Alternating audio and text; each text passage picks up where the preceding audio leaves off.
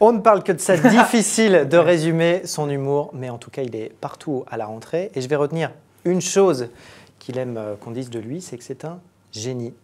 Bonjour, Christian. Ah non, où j'ai dit ça? Si, vous l'avez dit. Non, non, c'est pas possible. Non, non, j'ai jamais je vous les montrerai après. Non, non, j'ai jamais pu dire un truc pareil. Le jour où je dis ça, tirez-moi une balle dans le dos sans me prévenir. Très bien, retournez-vous.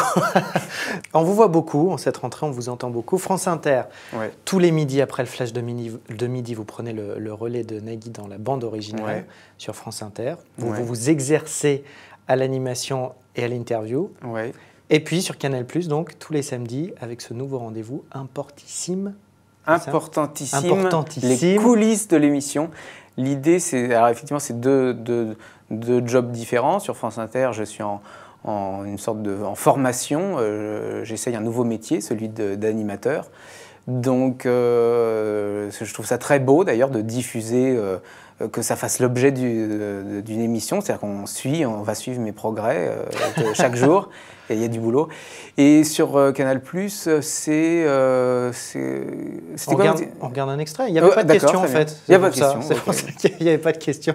Donc, on regarde le teaser de cette série qui arrive tous les samedis sur Canal. J'ai un peu la pression parce que c'est demain, mais bon, si on n'aime pas la pression, faut pas faire ce métier. Alors pour la petite histoire, j'étais en concurrence avec Delahousse tout le mois de juillet. Il y a eu des études quali et il est apparu que j'étais plus sympathique. C'est impalpable, hein, c'est le ressenti des Français.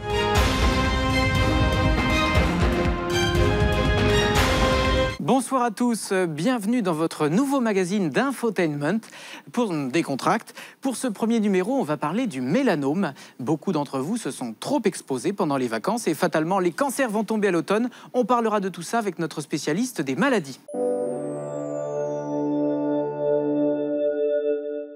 Ça arrive donc sur Canal+, tous les samedis midi, inspiré de faits réels, comme on dit. Bah, disons que c'est inspiré de la télévision réelle. Je me suis amusé à faire donc on voit les coulisses d'une fausse émission, d'un faux talk show en fait. Et c'est vrai que c'est inspiré de ce que moi je vois à la télévision.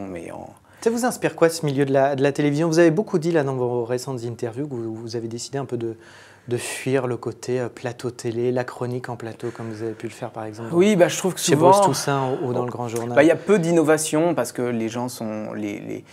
D'un côté, les chaînes sont un peu tétanisées, c'est-à-dire qu'elles ont parfois peur d'innover.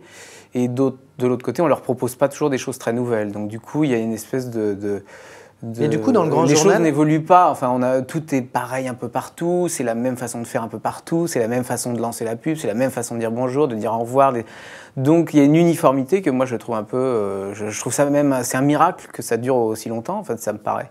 Donc, moi, j'ai voulu proposer autre chose. Mais parfois, quand vous faisiez le bilan de la semaine dans le Grand Journal, vous êtes parfois senti certaines semaines complètement pas à votre place. On avait l'impression parfois qu'autour de la table, les gens se disaient « Mais qu'est-ce que c'est que ce truc ?» Ah bah, disons qu'il y a… Alors, pas à ma place, si. Moi, j'étais content d'être là. Et puis, tous les gens de l'émission, tous ceux qui étaient dans l'émission étaient contents. Mais ce qui est sûr, c'est que pour certains invités qui n'ont pas l'habitude, ils peuvent ne pas adhérer au style, à cet humour-là. Donc, certains pouvaient être un peu décontenancés ou trouver ça bizarre.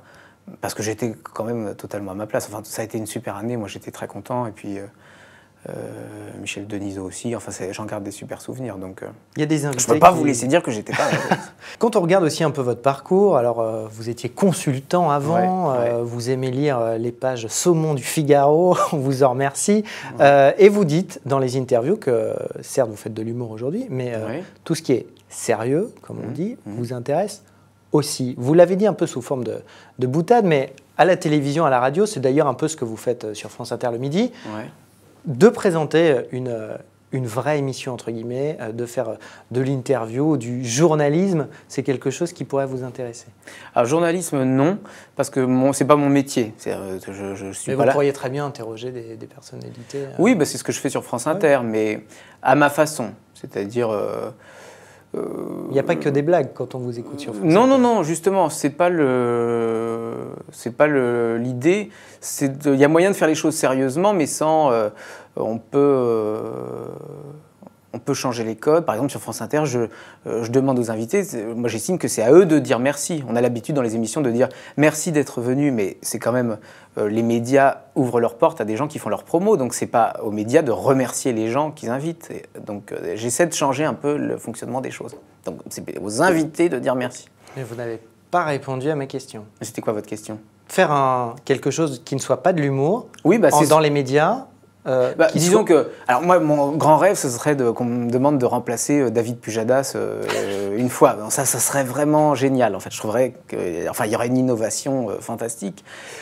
Après, j'ai pas. Mais je veux dire, vous le feriez très sérieusement. Oui, mais je le ferais. J'essaierais de le faire. Un sketch géant. Non, j'essaierais de le faire très sérieusement. Mais j'ai pas vocation à présenter chaque semaine, à vous de juger, ou des émissions politiques. Ça n'est pas ça que je cherche à faire. Je cherche à.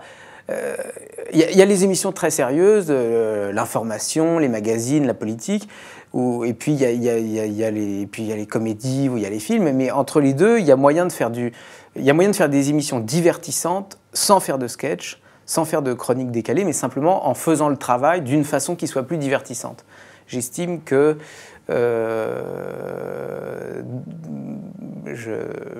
ça peut être une voie pour changer dans la façon de faire du divertissement en France, tout simplement, pour les 50 prochaines années. Et puis voilà. Renouveler un petit peu le genre.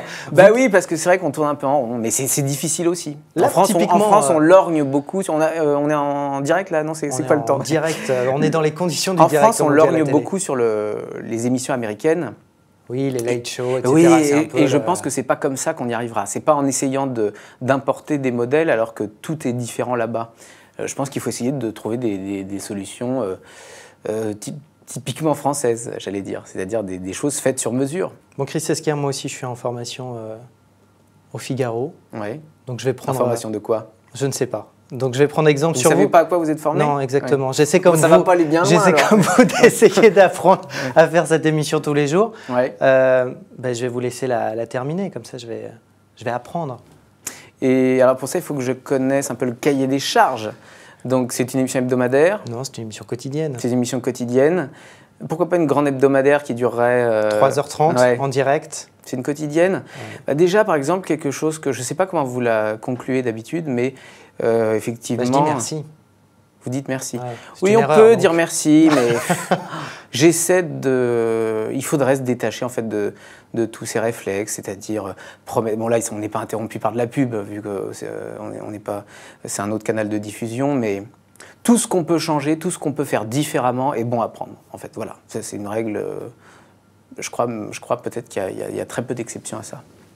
Comment on pourrait conclure cette émission alors? Ah bah non, allez-y. Ah non, je ne conclue pas les émissions des autres comme ça. Non, je respecte la façon dont c'est fait. Comment vous faites vous d'habitude? Je vous regarde. Je vous dis pas merci. Ouais. J'attends que vous me remerciez. Merci de m'avoir invité. Merci. Voilà. Moi, je n'ai pas d'autres merci. Hein. Les gens qui regardent, et puis les autres continuent leur chemin. Et puis on éteint les lumières, et puis voilà. Ah, vous concluez oui. Ah, et il y a une musique qui se lance? Oui, il y a une musique qui se avec lance, un saxophone, et puis on se voit dans l'ombre et les gens nous voient comme ça, genre. D'accord. Voilà, c'est très naturel.